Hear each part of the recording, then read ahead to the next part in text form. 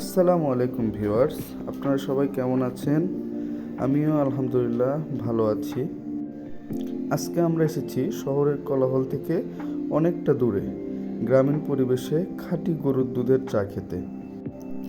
শীতের কুয়াশাচ্ছন্ন রাত, তার সাথে খাঁটি গরুর দুধের চা। আহ, কি অসাধারণ অনুভূতি, যা বলে ভাষায় প্রকাশ করার মতো না।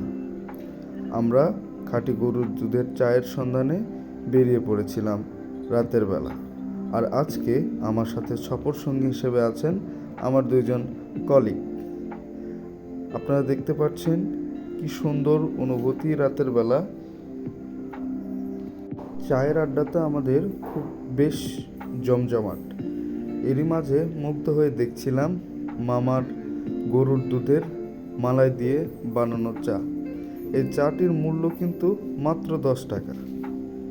আসলে 10 টাকায় এরকম চা পাওয়া আসলে এখন বর্তমান সময়ে খুবই কঠিন এবং পাওয়াও যায় না বললেই চলে। মামা চা বানাচ্ছিল আর আমাদের সাথে তার কিছু মজার মজার স্মৃতি শেয়ার করছিল, যা শুনতে বেশ ভালো লাগছিল। এখানে একটা বিষয় আমার খুব নজর কেড়েছে। এখানে দেখুন গ্রামের মানুষজনের কত সাবলীল জীবনযাপন। রাতের বেলা সকলে, নারী পুরুষ একসাথে চায়ের দোকানে বসে এক কাপ চায়ে চুমুক দিচ্ছে এবং হিন্দি সিরিয়াল দেখছে, যা আসলেই 80 এবং 90 দশকের লোকদের নজর কাড়বে।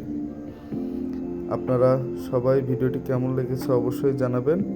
আর আমাদের চায়ের চুমুক দিয়ে আজকের মতো ভিডিওটি শেষ করছি।